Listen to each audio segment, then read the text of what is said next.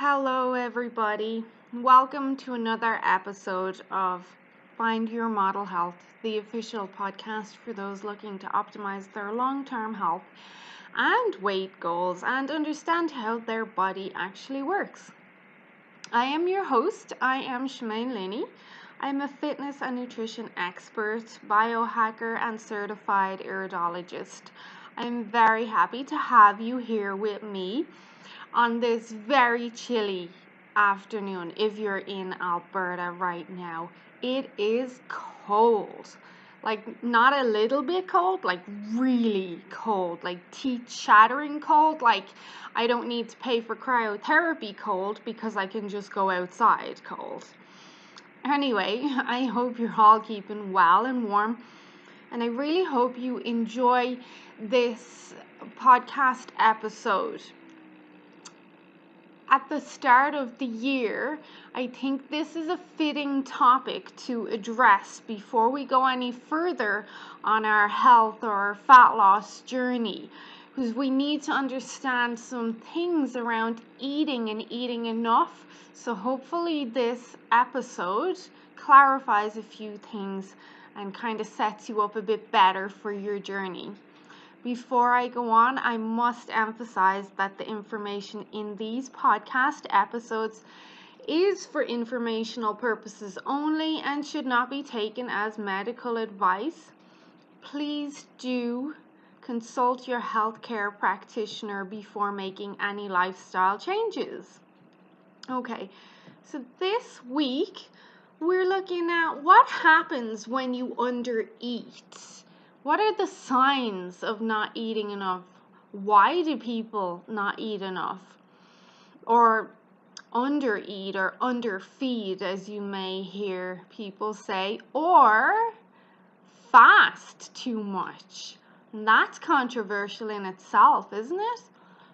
I suppose we'll start off with that because that is one thing that I push hard with my clients. Fasting, although amazing in its own right, doesn't work for everyone, is not great for everyone, but also can be abused very, very easily. And I discuss this with my clients and warn them. I'll say warn them. I don't want to see you abusing fasting. Fasting is a tool for supporting health and getting us to where we want to be on our journey. It's not a tool for offsetting poor choices. So what I see will happen is maybe a client or someone will make some poor choices. Let's say today, they maybe had a very stressful day and they binged or ate some foods that maybe were not aligned with their journey and the goals they have for themselves. So then tomorrow, they will fast even longer to try make up for the damage or offset the damage. And instead of doing this maybe once, it becomes a cycle, it becomes a regular thing in their lifestyle. And now it's not so much of a case of offsetting poor choices or trying to compensate. It's more of a punishment. So you're punishing yourself for making those poor food choices. And when I say poor food choices, that's obviously going to depend on the individual and their goals, but people will try punish themselves, and I hate to see this because fasting is such a great tool. We don't want to be abusing it in this way. Obviously, we want to align everything so it works perfectly and we get the results that we want. But I do understand stress happens, tiredness happens. Right now, it happens a lot more than ever. Actually, for the last year, it's happened a lot more than ever. So I do understand, but it still needs to be highlighted. So, some other reasons that people might undereat is obviously a very busy lifestyle, and Sometimes you do forget, but more often than not, I don't see people forget in that they just keep telling themselves, oh, I'm too busy to eat, I'm too busy to eat, I don't have time. When really, if they really wanted to, they could stop for a few minutes and eat. So there is that unintentional under eating, but then often more so than not, you can say it's unintentional, but there is an awareness around it. Then sometimes trying to adhere to very restrictive diets as well can cause people to overeat. And this could be, I mean, if you look at OMAD, so 1 meal a day, very popular, but very restrictive. And that can, of course, mess with the hormones and cause people to undereat. Um, and then, of course, there is someone who might undereat because they do have an eating disorder. Or there's people that do it without even realizing they're doing it. So they're not busy, they're not stressed, they just don't realize they haven't ate enough.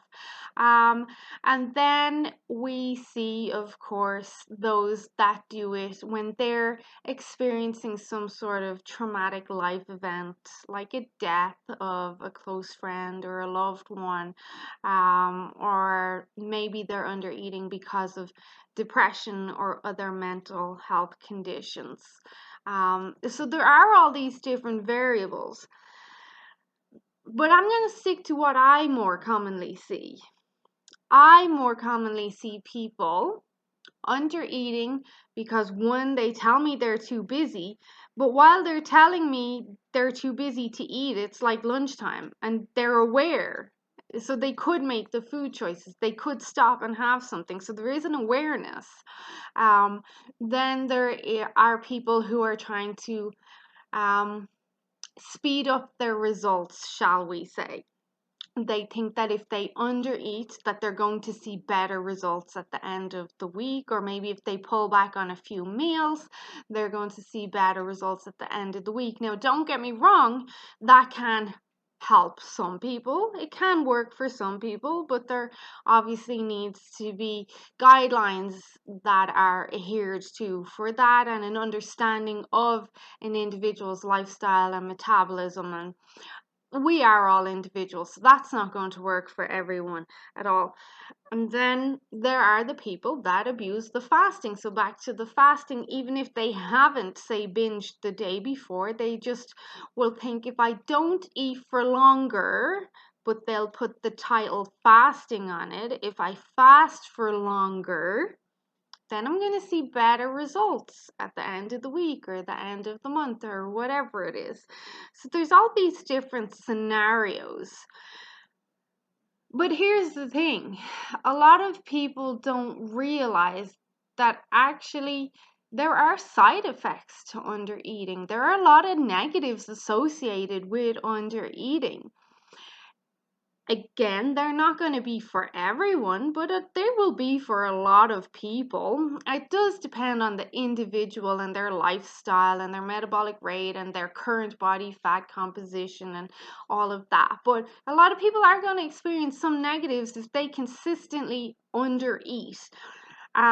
So I made a list today for my master's guide for my clients in there, or my students in there. It was a list of 25.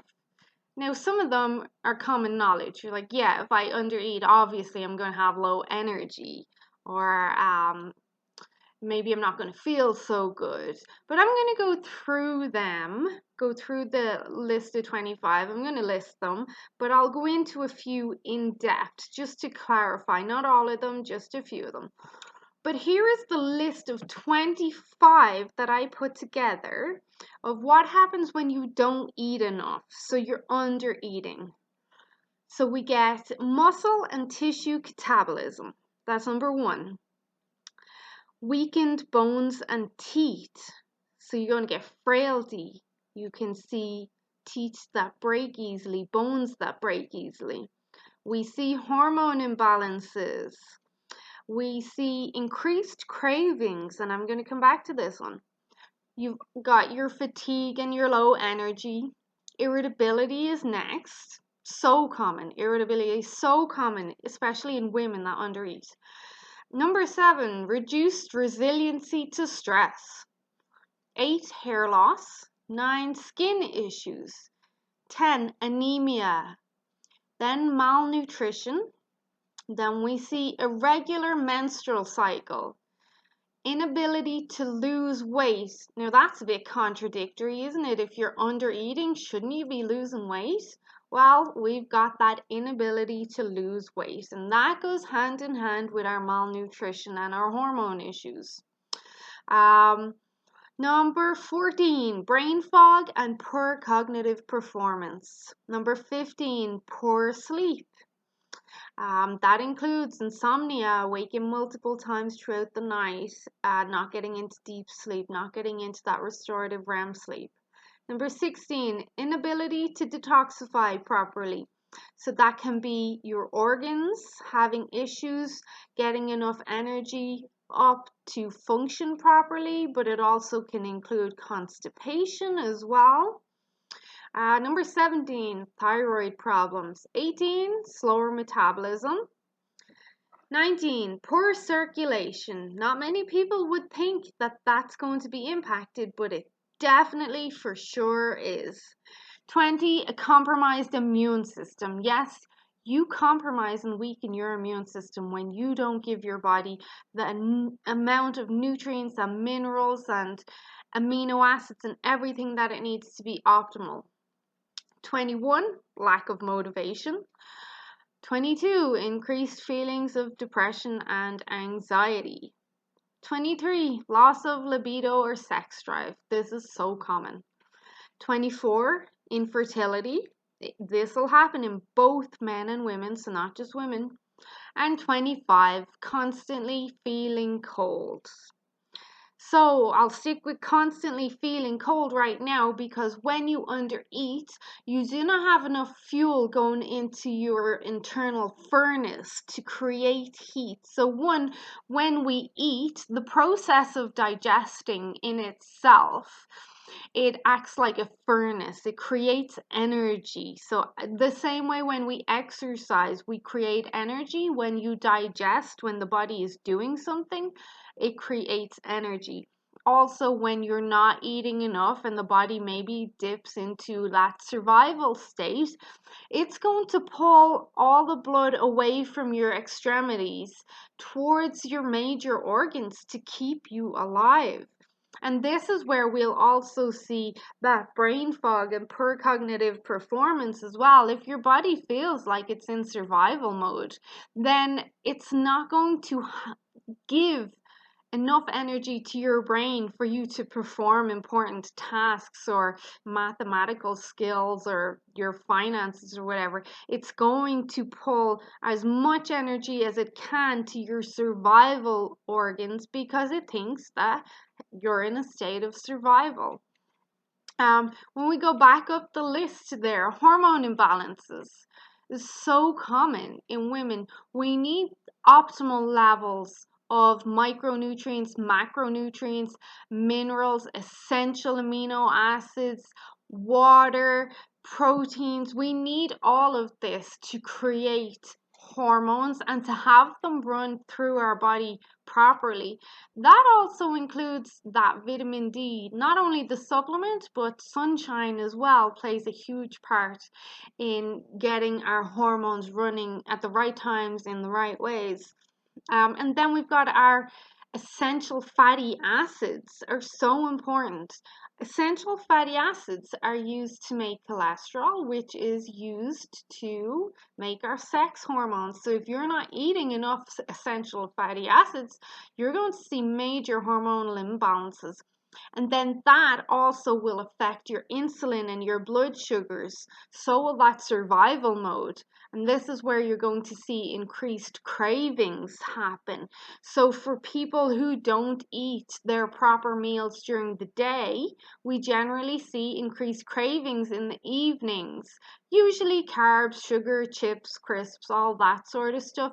Because when you don't eat enough during the day, Obviously, you're going to start running low on energy in the evening. You're going to start feeling stressed and fatigued as the day goes on because you're not fueling your body properly. As that happens, then you start eating, but then you can't stop eating. Your body wants to retrieve that energy that it didn't get during the day, so it keeps you going, going, going. And you know internally, I shouldn't be doing this, but there's a little voice inside your head that's stronger than your goodwill that basically says it's fine, just do it, will fast longer tomorrow. So I know you've heard that before. Then, as you haven't ate throughout the day, and maybe you did have a stressful day, maybe you didn't, as you get tired and you still have a few hours left in the day, you have to get kids to bed, do the dishes, do the taxes, whatever it is, you then are elevating your cortisol. Cortisol has a direct impact on cravings and blood sugar levels, so you will crave more carbs again. If you push through this, if you push through the cravings and the low blood sugars and you're like super strong willpower and discipline, that's all great, except you may then not sleep at all throughout the night because you're hungry, which is going to impact adrenaline and again our cortisol.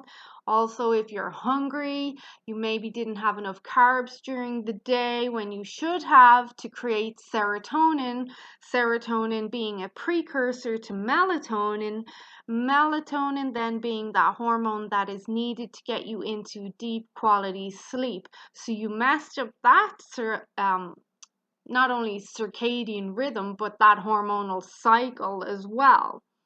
So there's a lot of stuff that happens. You're not getting into your deep sleep. You wake up the next morning, you feel rubbish. You grab the coffee to get more energy. Then the coffee causes another response of cortisol because you're already stressed. You get even more cortisol. Then you get the insulin. Then you get the low blood sugars. Then you get more cravings. And you could see how the cycle, you just keep getting caught in this cycle. Along then with all this tiredness and the malnutrition, you start to experience anemia. So then you get even more tiredness. Now your hair starts falling out. You get skin issues. Now you're getting irregular menstrual cycle as well. Then we start to see, as this continues to be a stress on your body and you're not giving your body the proper nutrients that it needs, now the adrenals get affected. Once the adrenals get affected, now your metabolism slows down and your thyroid slows down, your inflammation increases, your digestive system slows down, everything slows down except the cortisol and the insulin and the inflammation, and it's just a big mess. And then you have a lack of motivation. You couldn't be bothered. Let's just leave it. You're stuck in that cycle. So it's not a case of, oh, I'm just going to fast all day, every day, and have one meal at the end of the day and whatnot, and I'm going to get my results better. No, because there's this big cascade of events that happen. It's very important that you give your body proper nutrition. And if you are going to skip a meal here or there, or you want to kind of speed up your results or something like that, it's so important that you work with a health professional, someone that understands the body, how the hormonal system works, the biochemistry, but also someone that knows your individual story and can say, yay, nay, I know you had a very nutritious meal for breakfast, you're not too hungry for dinner. Okay, I'm comfortable with you skipping dinner today, or maybe if you skip dinner, you might just have a cup of bone broth. Like, you need to work with someone. You can't just be doing it willy-nilly yourself, as they say. There's also that thing I see a lot with new clients who have dabbled in fasting or who have always been somewhat conscious of their food choices and were looking for results but never got results because maybe their food combinations and timing weren't correct for hormonal cycles and stuff. And they're maybe used to eating 2 meals a day, but they're they're quite overweight. And then I ask them, well, I really want you to eat 3 meals. And they're slightly reluctant, but generally people will do what I say in the beginning because they trust me. And now all of a sudden, they're eating 3 meals a day in the correct combinations at the correct time, and their weight is just falling off. Hold on, how is that? I was only eating 1 or 2 meals before you, and I kept gaining weight. So you can see this reinforces the idea of you have to provide your body with proper nutrition. When you do that, you're going to sync up or rebalance any hormonal issues. You will help stave off cravings. Then your body will start to produce energy properly. Then you're going to get that motivation, of course, to move and do exercise. We'll see your metabolism start to speed up now as your body starts to feel safe and it's getting everything it needs to be optimal. And then we start to see that the weight falls off, you feel wonderful, all because you're eating more. One thing my clients forget a lot is when you don't eat enough, and if you're rushing around a lot and you do have a busy lifestyle and you're maybe picking, there was a saying in Ireland, like you pick like a bird. So you're just picking up bits of food across the day, but not actually giving your body enough substantial nutrition or calories to maintain good tissue quality and health, including muscles. So you struggle to put on muscle, but then you also go catabolic. So your body starts to eat itself. And we know this is one of the worst things to happen, especially as we get older, not just for men, but also very much so for women. If you want to keep a beautiful, strong, healthy looking, lean, somewhat slim body as you get older, muscle should be a top priority for you. And if you're not eating enough and you're picking like a bird and you're running around all day, every day, you are going to go catabolic and you're going to eat whatever muscle that you have on your body, therefore slowing down your metabolism even more, making it even harder to lose weight. So even if the scales doesn't move and you know you've been eating somewhat like a bird or even off track or whatever, but the scales hasn't changed, but I look different and I feel a bit more flabbier or softer, yeah, chances are you have got rid of a lot of muscle and the scales hasn't changed because in the place of the muscle you've put on body fat instead. This is something so important. When we have good muscle mass, we're also going to be more insulin sensitive. We're going to be more sensitive to putting glucose where it needs to be. We're going to have a lot more energy because muscle tissue contains a lot more mitochondria being our energy powerhouses. We also then are going to have a faster metabolism because even when we're not exercising, muscle still requires a lot of energy to sustain itself. But also, muscle is a big part in our immune system, and then immune system being a big part of our lifestyle lately. But the more muscle you have, the stronger the immune system you have. And there have been studies. There was a study done out of Germany on this a couple of years ago that showed, I'll find it if anyone wants it, just reach out to me. I don't have it on hand. But it showed that the more muscle mass you had, the better your immune system was going to be. And that was regardless of body fat composition, that was just muscle mass. Then there's when we look at that lack of motivation, when you have muscle and you feel strong and empowered, that motivates you even more to continue on your journey in a strong way. But it also then boosts your confidence too. And the more confident you feel, the more you'll see that your sex drive or libido will increase. Then you'll want to improve yourself even more.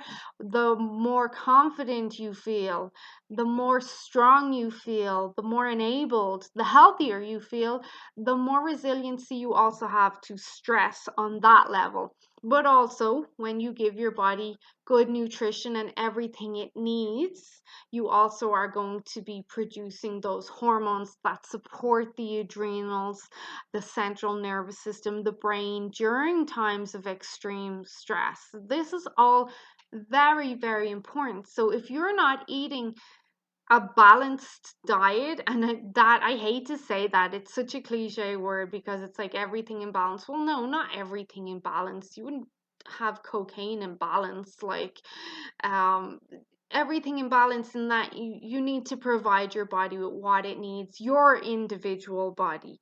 What you see is optimal for your body, and that brings us back to, you need to work with a health professional, someone that's going to tell you yay or nay, or you should or you shouldn't do this. um so there's a lot around under eating and why it happens, but even more to the side effects of why it happens. And I mentioned the reproductive issues, infertility, hair loss, of your hair. Here's the thing, and I get asked about hair all the time. Your body works in a state of triage. So basically, that means whatever nutrients you consume, they're going to get shuttled to the most important areas first for your survival: your heart tissues, your lungs, your brains, your muscle, bone marrow. That's where the nutrients go first. If there's any nutrition left, it'll go to your hair. But if there's not enough nutrition there, if the nutrients aren't good enough, if the quality isn't there, if the amount isn't there, then there's going to be nothing going to those hair follicles at all. So this is why we'll see a lot of hair loss. So it's not just that connection between a slower thyroid, it's you're not giving your hair follicles enough nutrients to grow and hold on to strong hair. So that's back to that more so malnutrition and under eating aspect of things. And then to wrap this up, because I don't want to go on about it too long, but depression and anxiety, that comes back to these hormones, for one, of if you're not providing your body with the nutrients it needs to function optimally. That also includes your brain cells, how we perceive events, our moods, our resiliency to stress, like I said, our resiliency to life. But also, if we look at that constipation aspect of things, when we are constipated, we are recirculating a lot of toxins and inflammatory molecules and hormones back into the body. That has a direct impact on our mood and our brain. The majority of our serotonin is actually made in our gut. So if your gut is filled with waste that's putrefying and fermenting and recirculating into your body, you're going to have those feel good hormones totally thrown off altogether. And then if you're not eating those carbs that you need to produce serotonin, you're of course going to feel sadder and downer and more hopeless. It's all very much intertwined and connected. And this is why I always say I don't like to specialize in one thing. I don't like to just look at one area of the body. If somebody comes to me and they say they have gut issues or thyroid issues, I'm not only focusing on that one thing, I'm focusing on the whole body as a system and optimizing their whole system, their whole lifestyle, everything around it. And this is part of biohacking, is we're not just looking at the nutrition and the water aspect. We're looking at their routines, what's their lifestyle like, how are they sleeping, how are they pooping, what are their supplements, what kind of lighting do they use in their house, are they exposed to blue light in the evenings, are they exposed to a lot of perfume or chemicals. There's a lot to be considered. So, my best tips to address this, apart from working with a health professional, is one, don't abuse fasting. You're only kidding yourself. You're not kidding me or any health professional.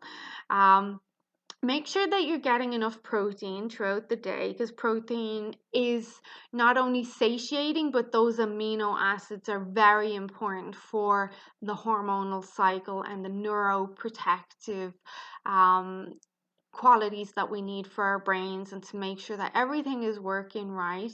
Make sure you do have some carbohydrates, because you're going to need them. Make sure you're giving your body enough fuel that it needs to give you energy and keep you motivated. At the very,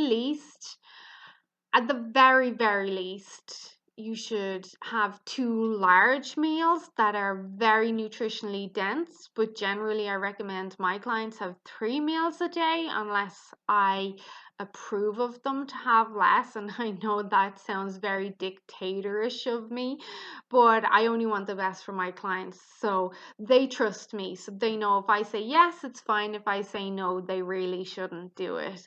And then really focus on that sleep. I suppose that's probably the biggest thing, because if your sleep is off, then your cravings and your blood sugars are going to be off.